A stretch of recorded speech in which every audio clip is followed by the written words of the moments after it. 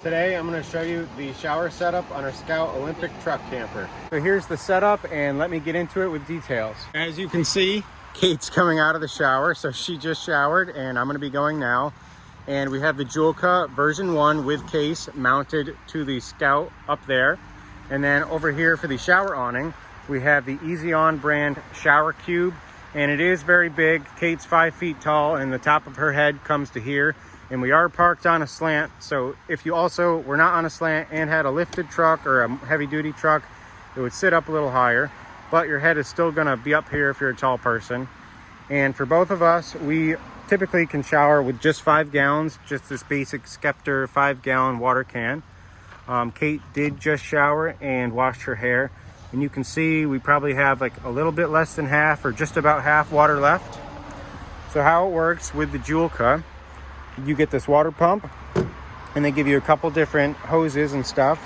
So we always take the 5-pound tank out of the side cubby, and to make taking one of the propane tanks out a little bit easier, we switched out this bracket with this little buckle, and that just makes it a lot easier, because if you've used this in a 2020 Olympic, the way they mounted it, it just makes it really hard to rethread this once you take the can out and want to put it back in. We keep all of our Julka accessories in this bag. We're not using the filter right now just because we know we're using clean water.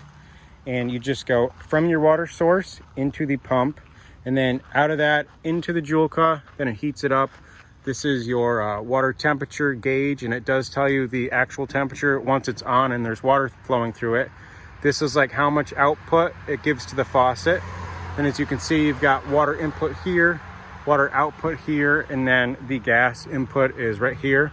And there is one thing to note that I did not know before I started using this. We did buy this Scout Olympic used, and these two things were already mounted here. I've only used this twice now, and when we went to use it the first time, I didn't realize that there was batteries in here, but the water pump has to be run off of a 12-volt plug.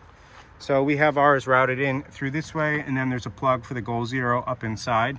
But I did not know that. But if I just read the owner's manual quickly for the Julka, I could have learned that. These were also added by the previous owner, and he said he used them to shower with just like 4 gallons or 2 gallons of Roto packs. And that's about it for how it works. It does work really well. Here's the wand. It does have an on-off button right on it, which helps if you're showering alone. But we typically don't like to do that because it makes water build up and like pressure, like squirt more water out of here. And we do have them on all the way, but it still does that. But we just usually shower together, and one person turns the water pump on and off after the other person lathers up before they rinse off. That's just what we do. And I think Kate is probably all dressed now because I want to show you how it's mounted on the inside. Hello. So I'm just showing how it's mounted on the inside in here. If we were to mount it ourselves, we probably would have mounted it a little differently. This is how it is. There's just 2 bolts up here and 2 bolts down here. And Scout would probably recommend, and I would recommend if you were going to do this, using like a bigger metal backing plate instead of like a small washer like this, just to spread the weight out more on the wall of the camper. But so far, there's been no problems with that.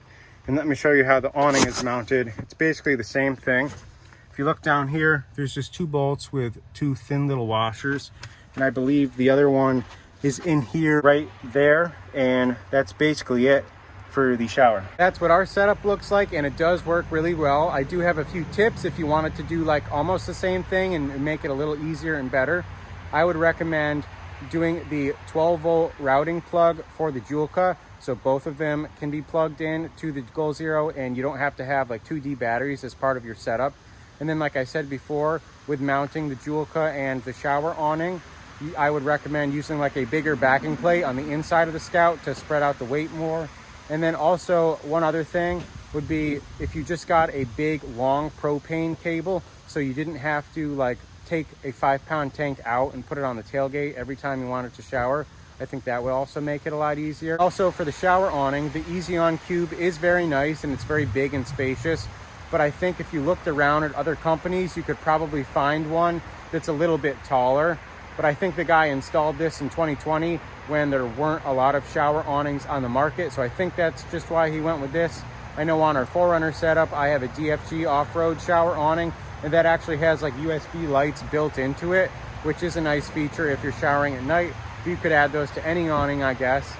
So that's basically it. Please comment if you have any comments or questions or suggestions. And as always, thanks for watching, and I hope this helps someone out.